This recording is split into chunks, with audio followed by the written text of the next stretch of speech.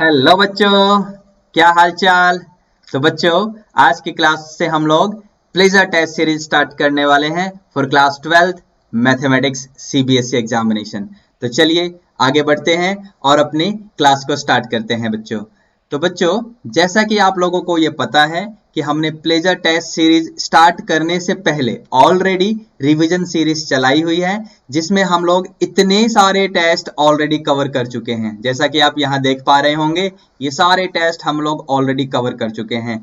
हमने half syllabus के total 4 test आप लोगों के साथ ऑलरेडी डिस्कस कर लिए हैं बच्चों। तो अब हम लोग क्या करेंगे? तो अब हम लोग प्लेजर टेस्ट स्टार्ट करेंगे, जैसा कि मैं आप लोगों को बता चुका हूं, जस्ट कुछ सेकंड पहले ही तो बताया। तो चलिए विदाउट वेस्टिंग मच टाइम आगे बढ़ते हैं मेरे बच्चों। तो यहां पर ये रहा हमारा प्लेजर टेस्ट सीरीज नंबर 1, है ना, पहला test of pleasure test series. ठीक है बच्चों, यहां पर आप कोड देख सकते हैं। ये कोड क्यों बता रहा हूं मैं? This is going to play a very important role in deciding which test actually we are doing. ये भी तो इंपॉर्टेंट है ना, पता तो होना चाहिए ना हम कौन सा टेस्ट कर रहे हैं।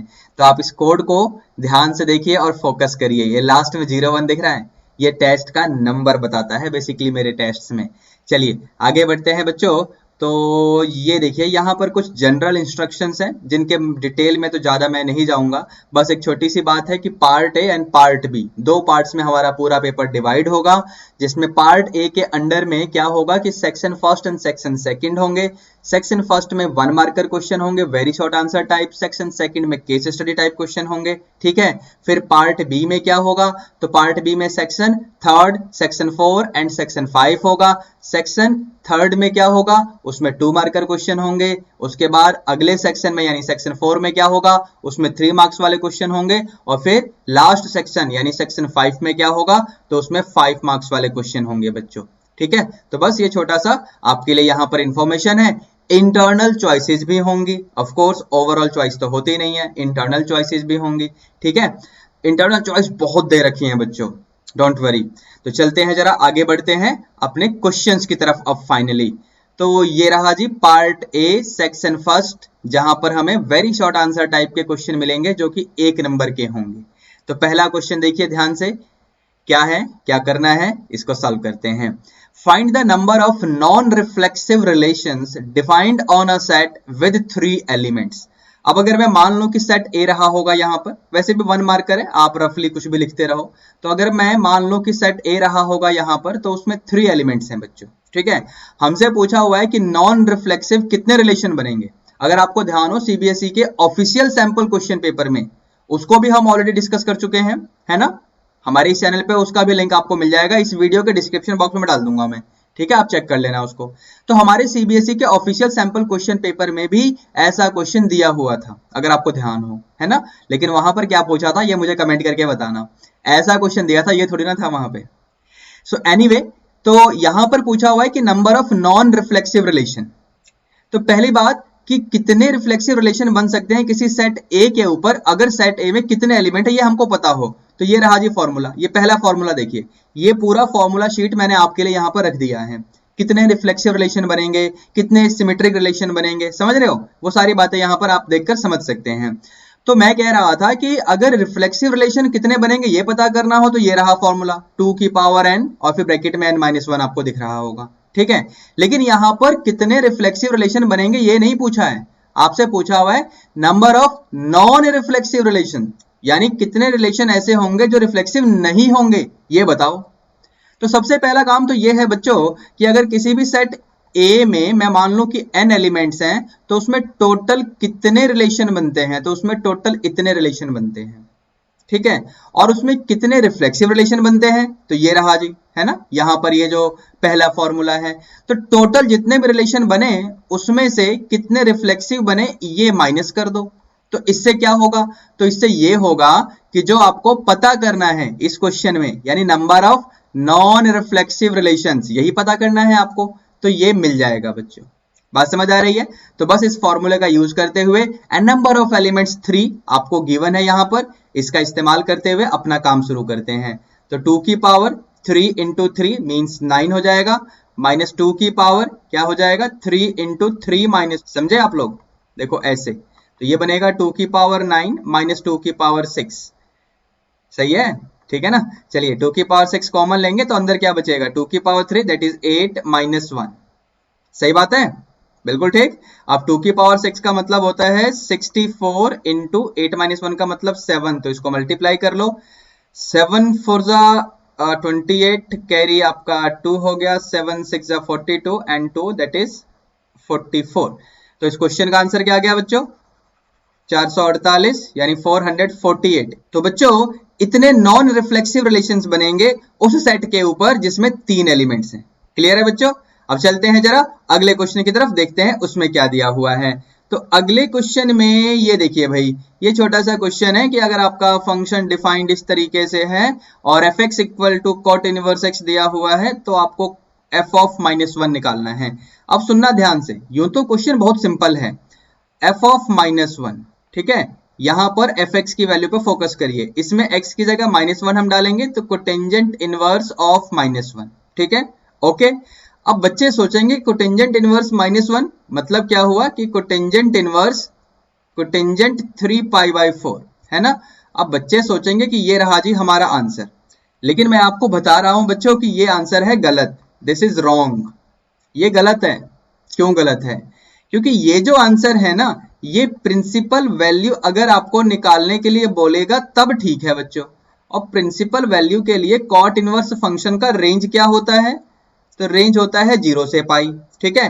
अब अपने क्वेश्चन में देखो जरा, आपके क्वेश्चन में ये देखो, ये दिख रहा है आपको, क्या ये वही रेंज है जो कि प्रिंसिपल ब्रांच के लिए होता है, तो बिल्कुल नहीं। तो जब ये रेंज नहीं है तो इसलिए आपका जो आंसर आया ना 3 पाई बाई 4, वो इस रेंज में तो नहीं है ना, माइनस पाई से 0 वाले इंटरवल वाले रेंज में तो नहीं है ना, तो नहीं है, तो इसलिए आपका आंसर गलत हो गया। अब इसको सही कैसे करेंगे, तो देखना बच्चों, सही करने के लिए हम लोग क्या करेंगे, यहां पर हम ये पता करेंगे कि -पाई से 0 वाले इंटरवल में, यानी देखो -पाई से 0 इंटरवल देखो ऐसे बना, ठीक है ना, ये आपका कौन सा है, क्लॉकवाइज डायरेक्शन है कि एंटी क्लॉकवाइज डायरेक्शन है, बताना मुझे कमेंट करके।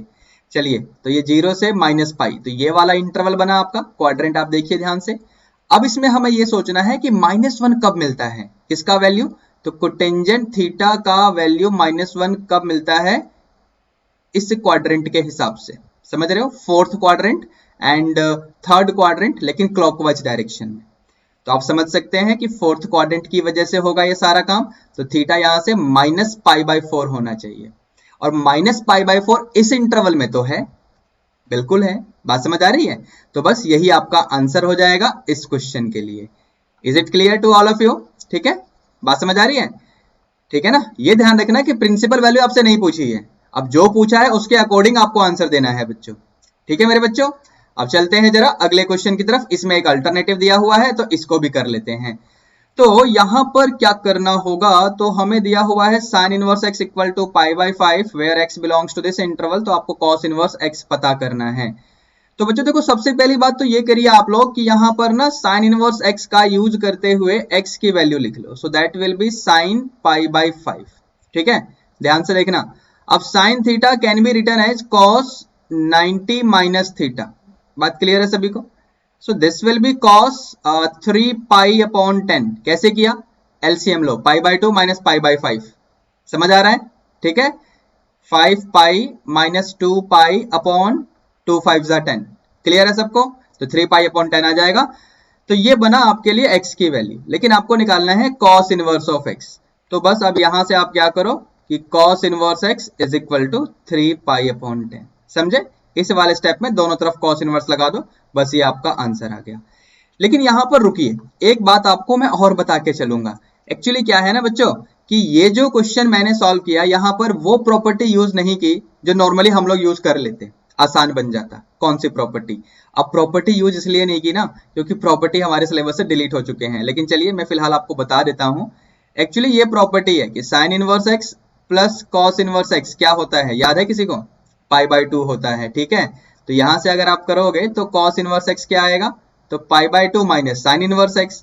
अच्छा, sin इनवर्स x की वैल्यू तो हमारे पास ऑलरेडी क्वेश्चन में ही गिवन है, तो π/2 माइनस π/5, अगेन आप एलसीएम ले लो तो 3 π/10, तो ये तो वही आंसर आ गया जो पहले आया था, है ना, जो हमने एक अल्टरनेटिव मेथड से किया। तो ये ध्यान रखना कि क्वेश्चन में आपको ऐसा कुछ रिस्ट्रिक्शन नहीं लगाता है जिससे आप ये सोचें कि भाई इस मेथड से करूं या उस मेथड से करूं। आपको तो क्वेश्चन सॉल्व करने के लिए बोला जाता है, तो कैसे भी करो एज यू विश, ठीक है ना। तो फिलहाल हमने इसको एक अल्टरनेटिव मेथड से किया, तो आपको दिख रहा होगा। तो ये अल्टरनेटिव मेथड जो है ना, इस मेथड से अगर हम करते हैं तो हमें कोई दिक्कत नहीं है, properties of inverse trigonometric function delete है, लेकिन हमारा ये क्वेश्चन तो सिलेबस में है, ठीक है।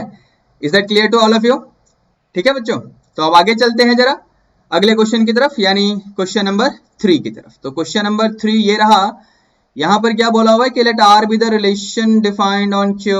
डेफिनेशन एक बार ध्यान से देख लो बच्चों, ये मॉडुलस है, a माइनस बी का मॉडुलस अगर ऐसा होगा तो a कॉमा बी वाला जो एलिमेंट है वो रिलेशन r में होगा। इसे हम क्या पढ़ते हैं, ये जो लिखा हुआ है a आर बी, इसका मतलब क्या होता है कि a comma b belongs to r, मतलब a is related to b under the relation r, ऐसे पढ़ा जाता है। लेकिन ओवरऑल मीनिंग ये है कि a comma b will belong to the relation r। अब अगर आप आगे क्वेश्चन पढ़ेंगे बच्चों, तो हमें इसमें करना क्या है कि हमें रीजन देना है कि why the relation r is not a transitive relation.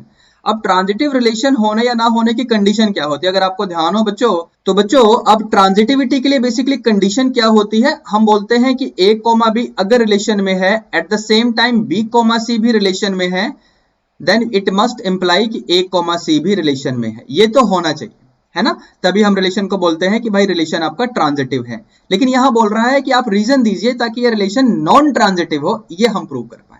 तो बेसिकली हम यहां पर ना एग्जांपल सोचेंगे, ए बी सी की जगह पे कुछ ऐसे नंबर सोचेंगे जो कि इस सेट में से आएंगे, ठीक है, ताकि हम ये जस्टिफाई कर पाए कि ये शुरू की 2 कंडीशन अगर सेटिस्फाई हो जाए तो भी ये लास्ट वाली कंडीशन सेटिस्फाई नहीं होगी। तो बस ये प्रूव हो जाएगा कि it is not a transitive relation. तो एग्जाम्पल सोचिए, है ना, सोचो। देखो जरा, मैं यहां पर क्या करता हूं, a की जगह 1 ले लेता हूं, जो कि आपके सेट Q में से है, b की जगह 2/3 ले लेते हैं, ठीक है, एंड c की जगह 1/4 ले लेते हैं, ठीक है बच्चों। तो यहां पर आप देख सकते हैं कि अगर मैं आपसे कहूं कि 1 माइनस 2/3 का मॉडुलस, इसे सॉल्व करो बेटा, क्या आएगा। इसे सॉल्व करेंगे तो मॉड के अंदर 1/3 आएगा, तो मॉड से बाहर आपका 1/3 हो जाएगा, विच इज लेस देन और इक्वल टू हाफ। बिल्कुल ठीक है। तो इसका मतलब ये हुआ कि 1,2/3 will belong to the relation r, ठीक है बच्चों। अब इसके बाद हम क्या करेंगे कि 2/3 माइनस 1/4, एक बार इसका भी एलसीएम ले लो, तो ये बनेगा 4 2 8 माइनस 3 यानी 5/12, ठीक है। Now this is also less than और इक्वल 1/2 वाली कंडीशन को सेटिस्फाई करेगा, ठीक है। तो इस वजह से हम क्या बोलेंगे कि 2/3 1/4 will also belong to the relation r। इतना क्लियर है सबको, बात समझ आ रही है, ठीक है। अब देखो मुद्दे की बात अब क्या आएगी कि अगर ये हमने कह दिया कि a कॉमा बी रिलेशन में है, b कॉमा सी रिलेशन में है, तो क्या a कॉमा सी रिलेशन में है। यहां देखना बच्चों ध्यान से, यहां पर क्या कि 1 माइनस 1/4, ठीक है। अब जरा इसका हम लोग सिंप्लीफिकेशन करते हैं, तो 3/4 आएगा, एलसीएम लो, तो 3/4 ये रहा।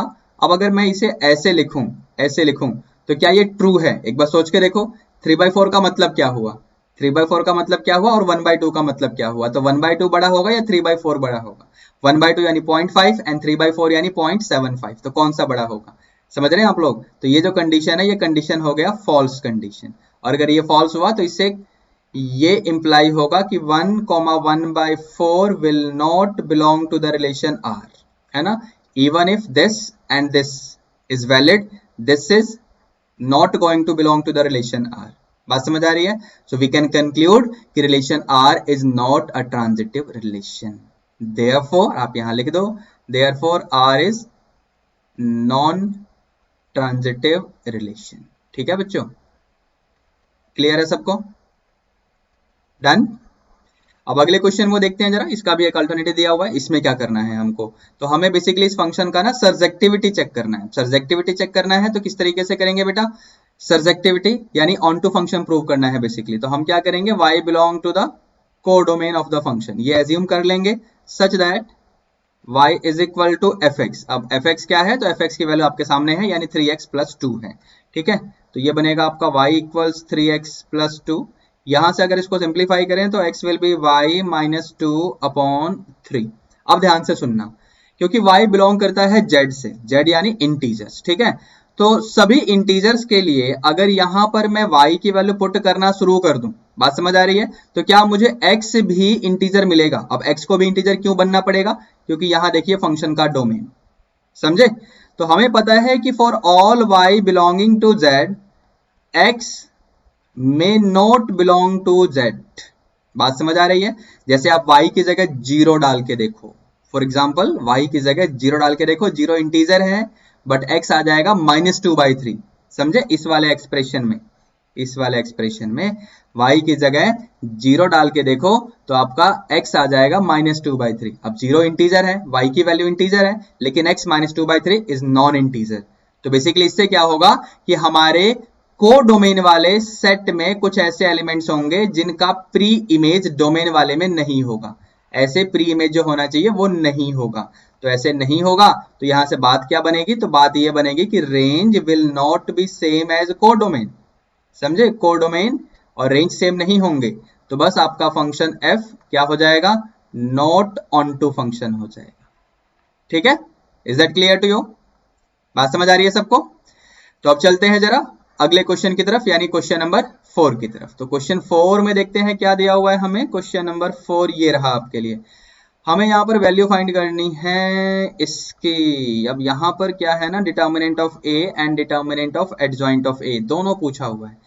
तो बच्चों अगर आपको ध्यान हो, एक प्रॉपर्टी होती है कि एडजॉइंट ऑफ ए का डिटर्मिनेंट जो होता है ना, तो ये होता है बच्चों। ठीक है? अब एन यहाँ पर ऑर्डर है बेसिकली, तो अगर इस चीज को हम यहाँ पर यूज करेंगे ना, तो ये बन जाएगा इस तरीके से। ध्यान से देखना आप लोग, इस तरीके से। तो ये बनेगा आपका डिटर्मिनेंट ऑफ ए और डिटर्मिनेंट ऑफ ए की पावर 3 - 1, तो ओवरऑल बनेगा डिटर्मिनेंट ऑफ ए की पावर 3। ठीक है?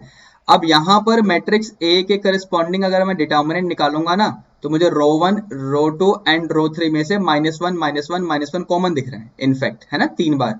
तो -1 की पावर 3 हो जाएगा और अंदर जो बचेगा बेसिकली वो इस तरीके से बचेगा। एक बार ध्यान से देखिए, इस तरीके से बच जाएगा आपके लिए। ठीक है बच्चों?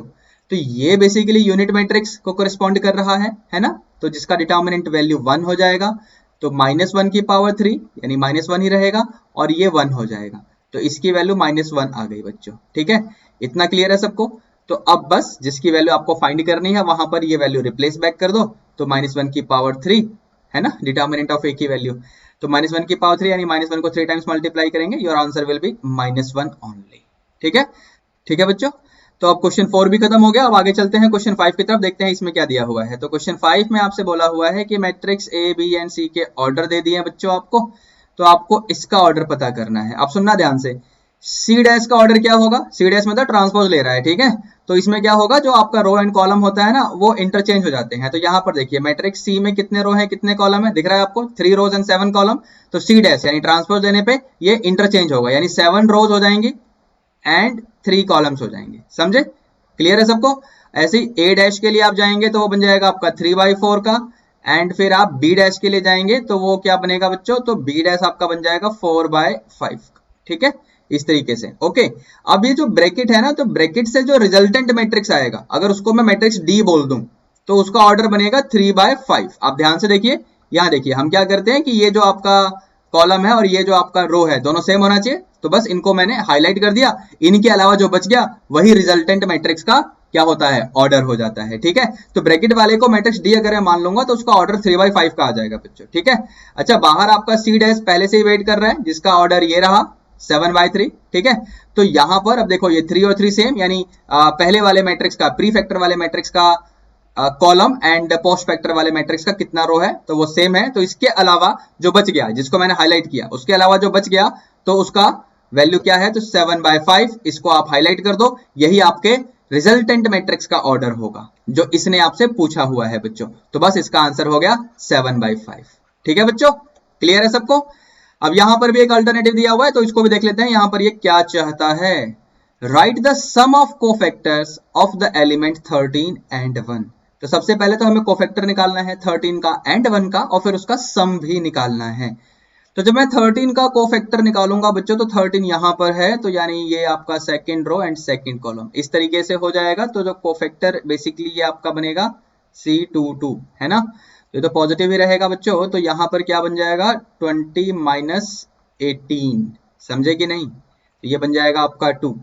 अच्छा, फिर इसके बाद आपका एलिमेंट 1 भी है, उसका भी हमें कोफैक्टर लेना है। तो एलिमेंट 1 यहां पर है, तो ये आपका है C23 यानी सेकंड रो थर्ड कॉलम। ये तो नेगेटिव आएगा, ठीक है। तो ये क्या बनेगा आपका 240 माइनस 19 9 जा, याद है किसी को, 171 होते हैं। खैर, तो ये फाइनली क्या आ जाएगा आपका, तो बेटा 240 यानी 40 उधर एंड 29 यानी 69 हो जाएगा, ठीक है। अब क्योंकि हमसे इसने सम पूछा हुआ है तो C22 प्लस C23 ऐसे कर दो, तो ये 2 प्लस माइनस 69, तो क्या बन गया माइनस का 67।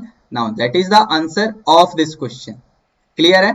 अब ये बताओ इसमें आसान कौन सा है, ऊपर वाला आसान है कि नीचे वाला आसान है, आप कौन सा करना प्रेफर करेंगे अपने एग्जाम में, बताना मुझे। चलिए बेटा आगे बढ़ते हैं जरा नेक्स्ट क्वेश्चन यानी क्वेश्चन नंबर 6 की तरफ। तो क्वेश्चन 6 में क्या दिया हुआ इसको पढ़ लेते हैं। It is given that at x equal to 1 the function attains its maximum value, यानी इस फंक्शन का maximum value x equal to 1 पे आएगा इन दिस इंटरवल। तो आपको a की वैल्यू पता करनी है। तो सबसे पहला काम, इस फंक्शन को अगर मैं fx एज्यूम कर लूं, तो क्योंकि इसका maximum value at x equal to 1 आएगा, तो इसका मतलब क्या हुआ, आप एक बार याद करिए मैक्सिमम मिनिमा में आप लोग करते क्या हैं। आपका फंक्शन होता है, आप डेरिवेटिव निकालते हैं, है ना, डबल डेरिवेटिव निकालते हैं, फिर डेरिवेटिव को जीरो के इक्वल यानी फर्स्ट डेरिवेटिव को जीरो के इक्वल रख के यहां से x की वैल्यू निकालते हैं, जिनको आप क्रिटिकल पॉइंट बोल देते हैं बच्चों। उन क्रिटिकल पॉइंट पे अगर आपका डबल डेरिवेटिव नेगेटिव आ जाए तो आप बोलते हैं कि वो जो पॉइंट है वो पॉइंट ऑफ मैक्सिमा है, और उस पॉइंट को फंक्शन में डालते हो तो बोलते हो कि ये फंक्शन का मैक्सिमम वैल्यू है। यही मैकेनिज्म होता है। अब एक्चुअली यहां पर रिवर्स होने वाला है। रिवर्स क्यों? क्योंकि इसने आपको ऑलरेडी एक ऐसा पॉइंट दिया है जहां पर फंक्शन अपना मैक्सिमम वैल्यू अटेन कर रहा है, समझे। यानी आपको यह बोला हुआ है कि इस वाले पॉइंट को यानी x इक्वल टू 1 को हम पॉइंट ऑफ मैक्सिमा बोल सकते हैं इस फंक्शन के लिए। Are you getting it? So therefore इस फंक्शन का जो भी डेरिवेटिव होने वाला है उसकी वैल्यू इस पॉइंट पे जीरो होने वाली है।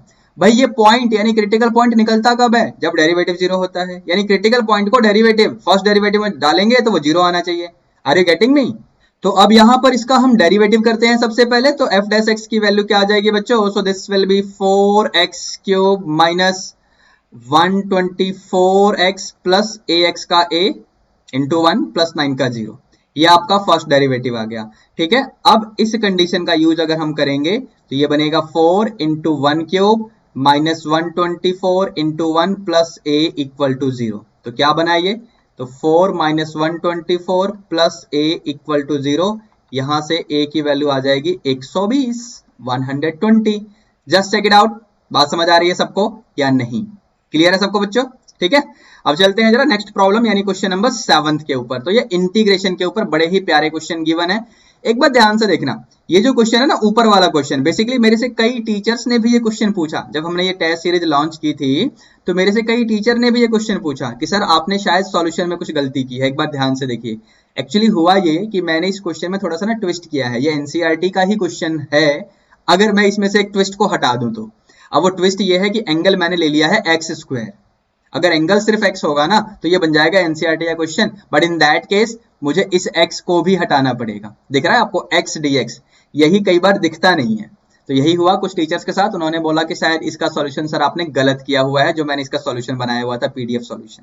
तो फिलहाल मैंने आपको तो पहले ही बता दिया है कि इस x पे फोकस करो। मैंने एंगल में कुछ खास काम किया है, एंगल x की जगह x स्क्वायर कर दिया है एनसीईआरटी वाले क्वेश्चन में। तो अब आगे बढ़ते हैं जरा, इसका सॉल्यूशन कैसे करेंगे। तो सबसे पहला काम यही है कि x स्क्वायर को ना आप यहाँ पर t एज्यूम कर लो बच्चों, ठीक है। तो इससे क्या होगा? इससे ये होगा कि ये x dx will be dt by 2, ये मिल जाएगा। तो आपका जो इंटीग्रेशन है वो बन जाएगा half under root tangent of t, ठीक है, upon sine t cos t, ठीक है। अब यहां से ना ये जो एक्सप्रेशन है ना ये एनसीईआरटी वाले क्वेश्चन के जैसा बन चुका है बच्चों, ठीक है। अब बेसिकली इसको सिंप्लीफाई करने के लिए हम लोग क्या करेंगे, हम लोग यहाँ पर ये हाफ लिखा हुआ है तो यहाँ पर हम cos स्क्वायर t से ना डिवाइड करेंगे न्यूमरेटर को भी और डिनोमिनेटर को भी। तो cos स्क्वायर t से जब न्यूमरेटर को डिवाइड करोगे तो आपको इस तरीके से मिलेगा। ध्यान से देखिए आप लोग, ठीक है। डिनोमिनेटर को डिवाइड करेंगे cos स्क्वायर t से, तो sin t cos t upon cos square t, तो एक cos कट जाएगा, sin t upon cos t means tangent of t आ जाएगा, ठीक है बच्चों। अब यहां से आप लोग अगर चाहें तो फिर से सब्स्टिट्यूशन अप्लाई कर सकते हैं। टेंजेंट ऑफ t को u मान लो, तो ये बन जाएगा secant square t dt is equal to du, ठीक है बच्चों। तो ये क्या हो जाएगा, half secant square t dt आपका du बन गया, ठीक है, और ऊपर आपका रूट यू और नीचे यू, ठीक है। तो ओवरऑल क्या बनेगा, रूट यू बनेगा, तो half twice root U plus C, ठीक है। ये 2 और 2 कटेगा, u मतलब tangent of t and t मतलब एक्स स्क्वायर, ठीक है बच्चों। नाउ प्लीज डोंट थिंक कि यहाँ पर 2 बार सब्स्टिट्यूशन करना पड़ा तो ये क्वेश्चन 1 नंबर का कैसे हुआ, मैंने लंबा क्वेश्चन दे दिया, ऐसा मत सोचना, ठीक है। सिंपल क्वेश्चन है, डोंट वरी फॉर दैट। वैसे आप एक बार सब्स्टिट्यूशन करके भी कर सकते हो इसको, कैसे मुझे जरा बताना आप लोग, अगर आपसे हो जाए तो आप इसका सॉल्यूशन सिंगल सब्स्टिट्यूशन में करके हमारे टेलीग्राम के ग्रुप में भेज देना, और इस ग्रुप का लिंक आपको इस वीडियो के डिस्क्रिप्शन बॉक्स में मिल जाएगा बच्चों। सो चलते हैं बेटा अगले क्वेश्चन की तरफ। अगले क्वेश्चन में क्या बोला हुआ इसको भी देख लेते हैं। तो यहाँ पर इसका अल्टरनेटिव है, तो sine cube plus cos cube upon ये आपको फंक्शन दिख रहे हैं, ठीक है। तो अब मैं क्या करने वाला हूं, यहाँ पर ना एलसीएम ब्रेक कर दो बस। तो एलसीएम जैसे ही ब्रेक करेंगे तो sine cube upon sine square, ऊपर बचेगा सिर्फ साइन एक्स, ध्यान से देखते रहना। तो साइन एक्स और नीचे आपका कॉस स्क्वायर एक्स, ठीक है। अगले बारे में आपका कॉस एक्स ऊपर बचेगा और नीचे आपका होगा साइन स्क्वायर एक्स, और ये डीएक्स तो है ही। तो यहाँ पर देखो sine x upon cos x into 1 upon cos x ऐसे लिख सकते हो। तो ये बनेगा secant x into tangent x, और ये ऐसे ही बनेगा आपका cosecant x into cotangent x. बात समझ आ रही है, और dx तो है ही बच्चों, ठीक है। अब इसका इंटीग्रेशन हो जाएगा सीकेंट एक्स, और इसका क्या होगा cosecant x into cotangent x का इंटीग्रेशन, तो माइनस कोसिकेंट एक्स होगा प्लस में कांस्टेंट ऑफ इंटीग्रेशन। बात समझ आ रही है सभी को, is that clear to you, ठीक है। अब ये बताओ ऊपर वाला क्वेश्चन आसान है या नीचे वाला आसान है, या छोटा कौन सा है, ठीक है। ऊपर वाले क्वेश्चन को अगर आप सिंगल टाइम सब्स्टिट्यूशन करके करोगे तो ऊपर वाला भी आपको छोटा ही लगेगा, लेकिन ऊपर वाले में बुद्धि लगानी पड़ेगी। तो बस आपके ऊपर है, आप जैसे मन करे वैसे कर लो बच्चों, ठीक है। अब चलते हैं नेक्स्ट क्वेश्चन की तरफ, यानी क्वेश्चन नंबर 8। तो क्वेश्चन 8 में बेसिकली हमें डायग्राम पहले से दिया हुआ है, लेकिन मेंशन कर दिया है कि using integration find the area of the smaller region as depicted in the diagram. तो यहाँ पर सबसे छोटा रीजन कौन सा है, तो छोटा रीजन बेटा ये है, ध्यान से देखिए, ठीक है। तो यहाँ पर बेसिकली जो हमें एरिया फाइंड करना है, इसके लिए हमें निकालना पड़ेगा area of the region A B C A, ठीक है। और इसके लिए हमें लिमिट्स लेनी पड़ेंगी 4 से 6 के बीच में under root 36 minus x square, समझे। अब इसका इंटीग्रेशन कर लेते हैं जरा। तो इसका इंटीग्रेशन क्या आएगा बच्चों, तो this will be x by 2 under root 36 minus x square plus 36 by 2 sine inverse x upon 6, और ये रहा आपका लिमिट, ठीक है। इसमें अपर लिमिट डालेंगे तो ये तो आपका 0 हो जाएगा, ठीक है। और ये 36 अपॉन 2 यानी 18 sine inverse 1 that is pi by 2, ठीक है। माइनस अब लोअर लिमिट की बारी है, तो 4 बाय 2, यहाँ पर 4 बाय 2 बनेगा तो वो सिर्फ 2 रहेगा। अंडर रूट में क्या बनेगा 36 माइनस 4 स्क्वायर यानी 36 माइनस 16, तो वो 20 आएगा। 20 का रूट जब करोगे तो वो क्या आएगा 2 रूट 5 आएगा। तो इसको लिख दो यहाँ पर 4 रूट 5 प्लस 18, और ये बनेगा आपका sine inverse 4 by 6 means 2 by 3, ठीक है बच्चों। इतना क्लियर है सबको, डन। अब इसके बाद नेक्स्ट स्टेप में बस सिंप्लीफिकेशन करते हुए अपना आंसर डिक्लेयर करना है। तो आंसर क्या आ जाएगा, यहाँ पर नीचे ले लेता हूं मैं, तो ये बनेगा आपका 9 पाई, ठीक है, minus 4 root 5 minus 18 sine inverse 2 by 3, so this much square units will be the answer of required area. बात समझ आई, ठीक है। अब चलते हैं जरा क्वेश्चन नंबर 9 के ऊपर, अगला क्वेश्चन देखते हैं वो क्या दिया हुआ है हमें, ठीक है। तो क्वेश्चन नंबर 9 ये रहा आपके लिए बच्चों। तो क्वेश्चन 9 में आपको बेसिकली डिफरेंशियल इक्वेशन का क्वेश्चन मिल गया। यहाँ पर बोला हुआ है कि इसको सॉल्व करो और एक्सप्रेस करो अपने रिजल्ट को इस फॉर्म में। चलो जी, अच्छी बात है। तो बेसिकली ये ना आपका किस टाइप का है बच्चों, तो ये आपका किस टाइप का डिफरेंशियल इक्वेशन है, ध्यान से देखना। y1 माइनस 2x, कुछ समझ आया, ठीक है।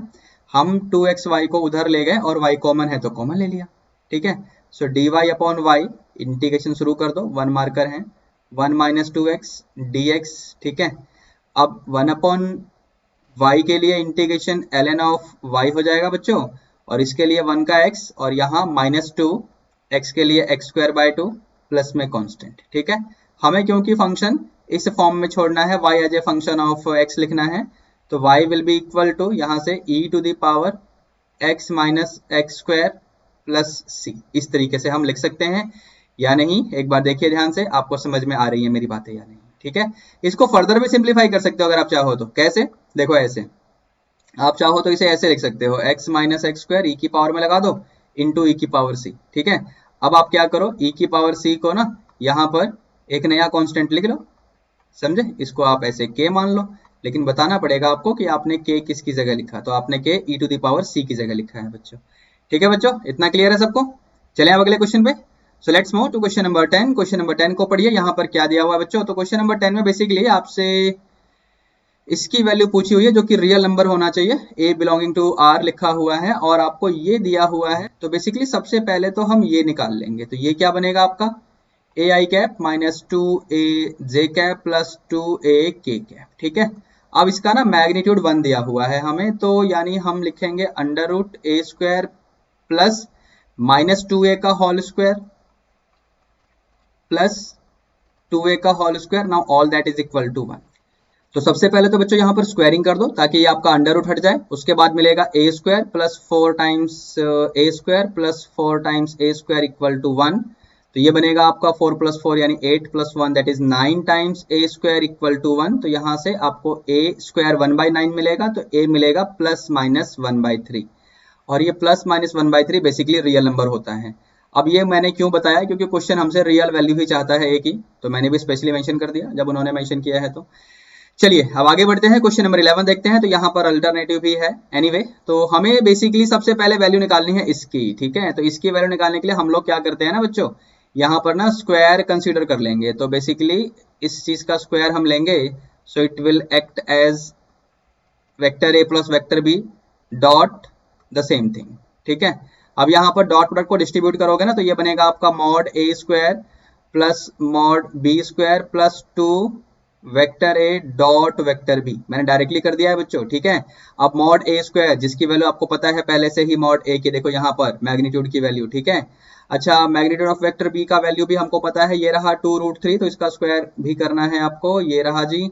और ये देखो बेसिकली ये जो a डॉट बी है ना, तो a डॉट बी को सबसे पहले आपको ना ऐसे लिखना पड़ेगा, ठीक है, ऐसे लिखना पड़ेगा। बात समझ आ रही है।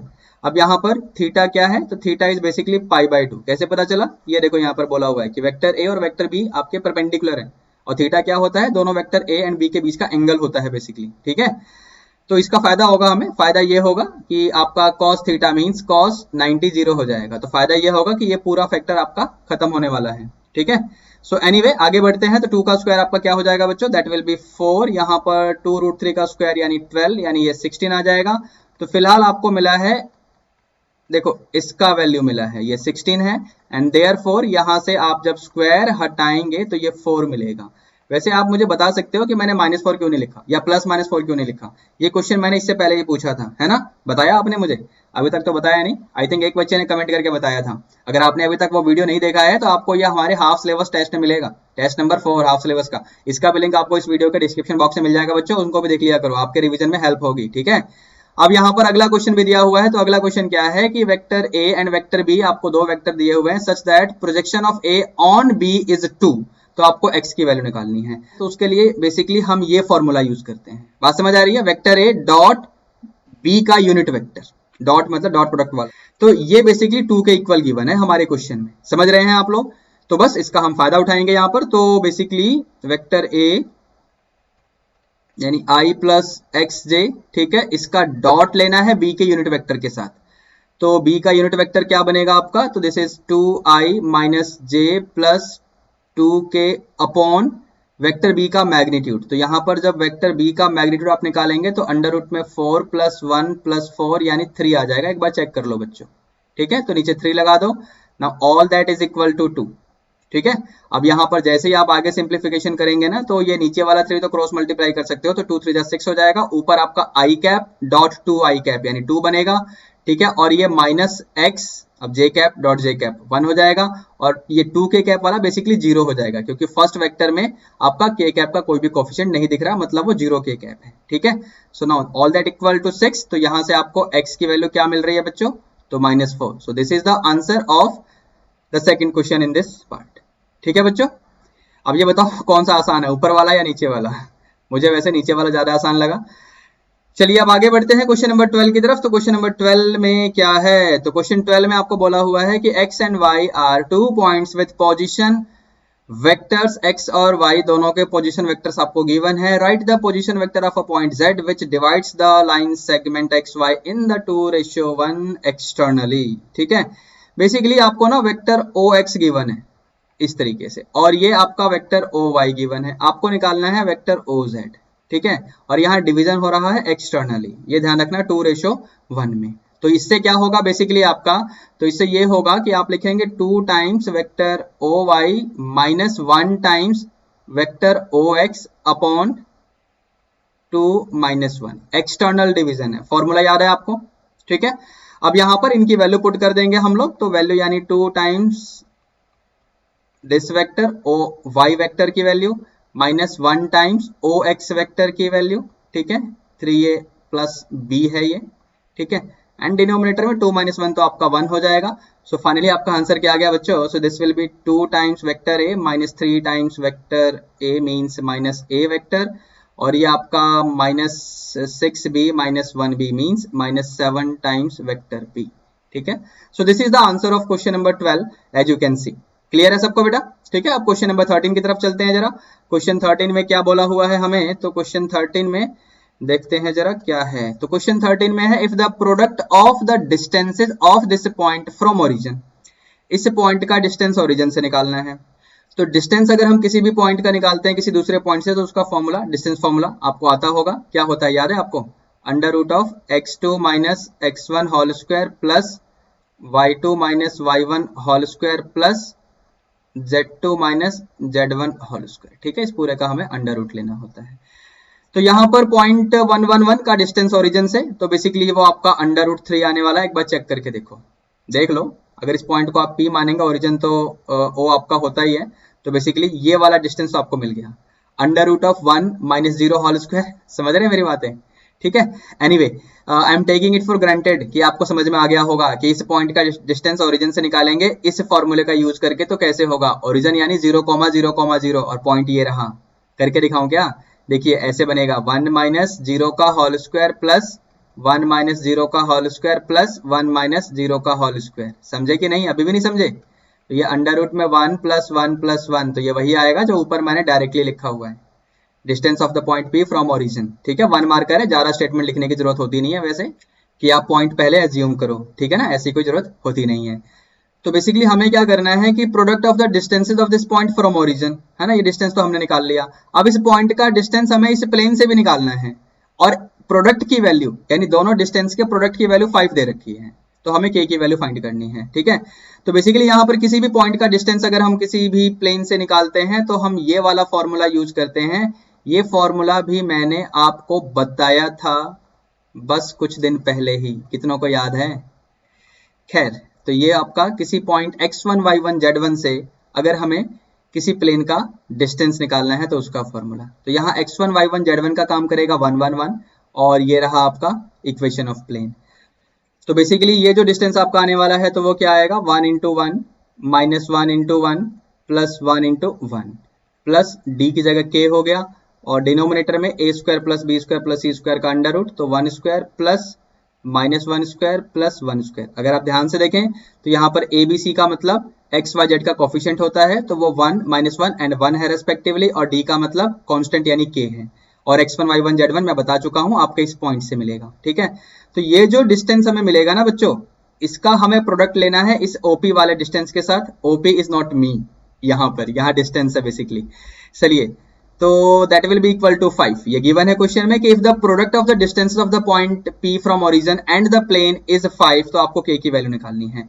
तो एक बार न्यूमरेटर में देखो ध्यान से क्या क्या चीजें होंगी, तो 1 into 1 that is 1 minus 1 into 1 that is 1, तो ये तो कैंसिल हो गया। तो मॉड में आपको सिर्फ मिलेगा 1 प्लस के, ठीक है, मॉड के अंदर, और नीचे आपका ये √3 है और ये भी √3 है, दिख रहा है आपको, तो ये कैंसिल होंगे। देखो ये √3 और नीचे भी √3 ही बनेगा, तो ये कैंसिल हो जाएगा।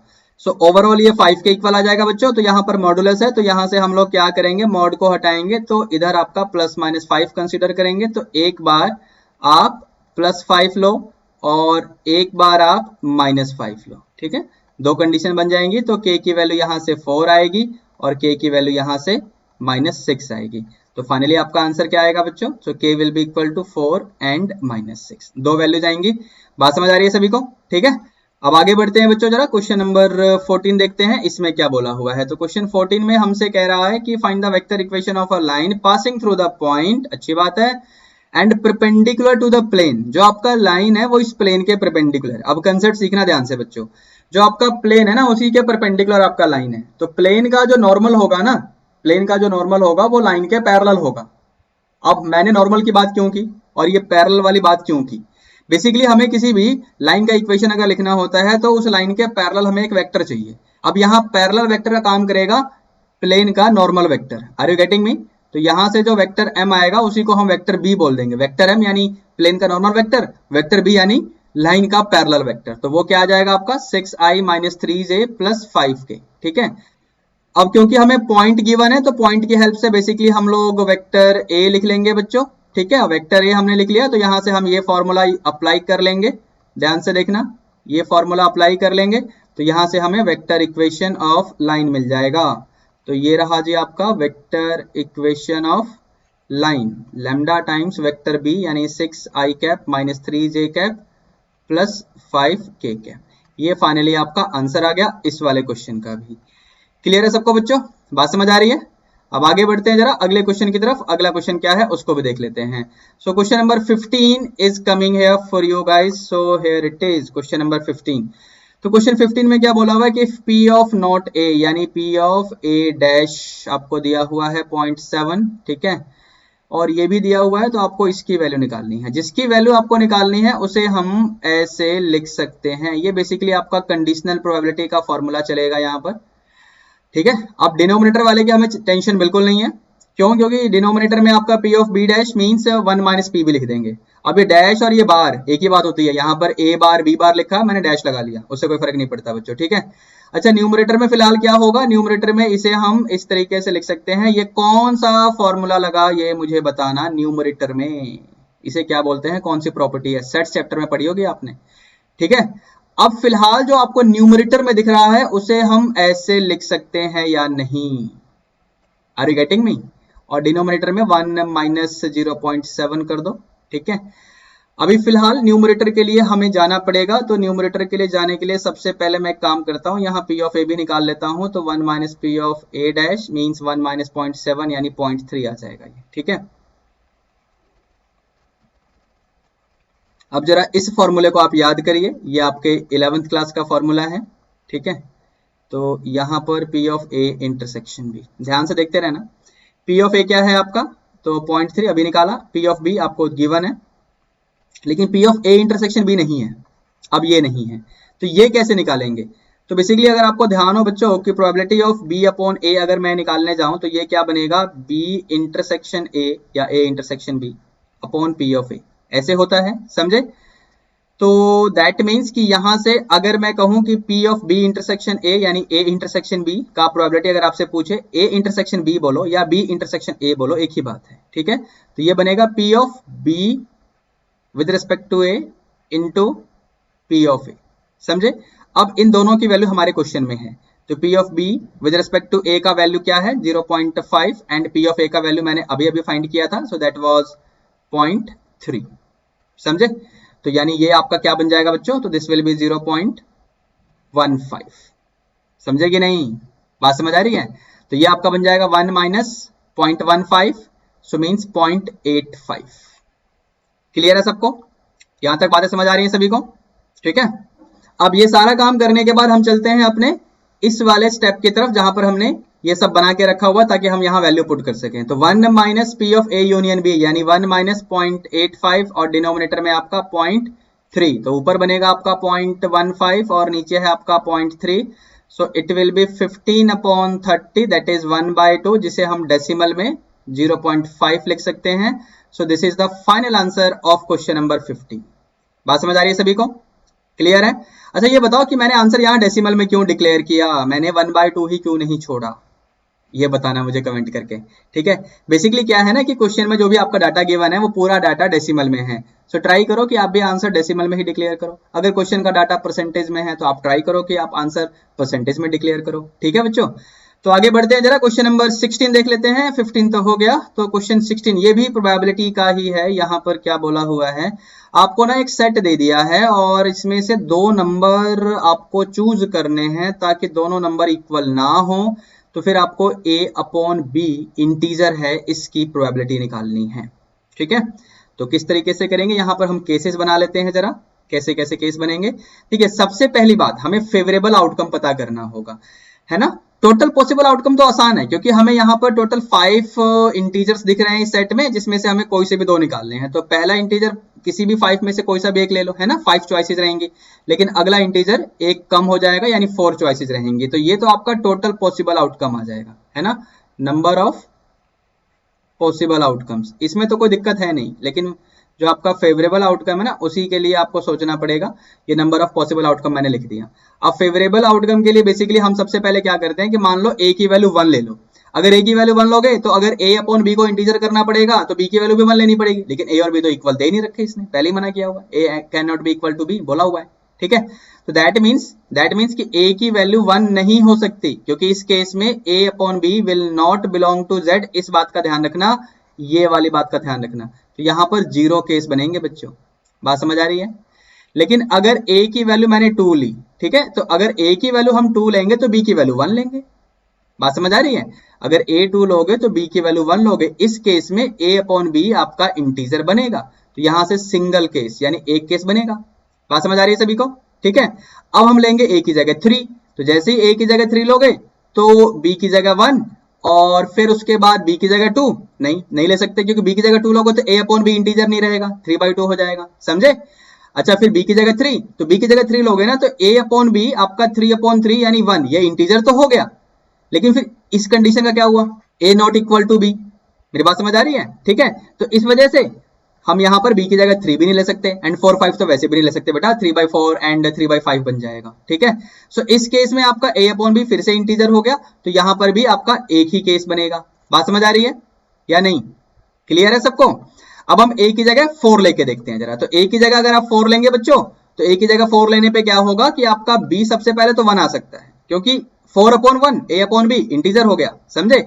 अच्छा, b की जगह आप यहाँ पर 2 भी ले सकते हैं, समझ रहे हो, लेकिन 3 नहीं ले सकते, 4 नहीं ले सकते, 5 नहीं ले सकते। तो यहाँ पर बेसिकली हमें 4/1 यानी अगर मैं आपको लिख के दिखाऊं 4/1 एंड 4/2, ठीक है ना, दो आपको इंटीजर मिल जाएंगे, तो यहाँ पर 2 केसेस बन जाएंगे बच्चों। बात समझ आ रही है सभी को, ठीक है। अब इसके बाद हम a की जगह 5 ले लेते हैं। जब a 5 होगा तो b की जगह 1 ले सकते हैं, लेकिन 2 3 4 ये सब नहीं ले सकते, ठीक है। तो इन दैट केस आपका यहाँ पर एक ही केस बनेगा, क्योंकि यहाँ पर a/b अभी आपका इंटीजर है। बात समझ आ रही है। तो अभी टोटल अगर आप काउंट करेंगे तो ये बनेगा आपका 2 + 1 3 1 4 यानी 5 केसेस बनेंगे। तो 5 केसेस क्या है आपके, फेवरेबल हैं बच्चों। बात समझ आ रही है। तो फेवरेबल आउटकम कितने हुए, तो 5 हुए। टोटल पॉसिबल आउटकम कितने हुए, ऊपर निकाला हुआ है टॉप में देखिए 20, ठीक है। तो आपका प्रोबेबिलिटी क्या आ जाएगा, your required probability will be favourable outcomes कितने हैं, तो 5 ओवर टोटल आउटकम कितने हैं, तो 20। तो 5/20 यानी 1/4। So that is the answer of this question, ठीक है। ये बहुत ही प्यारा क्वेश्चन है, बेसिकली पिछले साल यानी 2020 में ये एग्जाम में आया था, समझ रहे हो, सीबीएसई के एग्जाम में, एंड बहुत ही मस्त क्वेश्चन है। सो बच्चों, इसी के साथ हम लोगों ने प्लेजर टेस्ट सीरीज नंबर 1 के पार्ट ए के सेक्शन 1 का सॉल्यूशन तो ऑलरेडी कर लिया है। अब अगली क्लासेस में सेक्शन 2 यानी केस स्टडी टाइप के क्वेश्चन सॉल्व होंगे, और फिर सेक्शन 3, 4 एंड 5 भी आने वाली क्लासेस में सॉल्व होंगे, एंड देन आफ्टर हम प्लेजर टेस्ट नंबर 2 भी स्टार्ट करेंगे। तो बच्चों, इसी के साथ thank you very much for watching this session. This is OP Gupta, your math mentor on this beautiful channel of yours Mathematicia by OP Gupta. अगर आपने अभी तक इस चैनल को सब्सक्राइब नहीं किया है, then please subscribe to this channel so that you are notified with all the future video that I'm going to upload on this channel for helping you out in your preparation for CBSE 12th examination of 2021. And also don't forget to share this video with all of your classmates. Hit the like button as well. So अब मिलते हैं अगले video में, तब तक के लिए be good, take care, all the best. Thank you.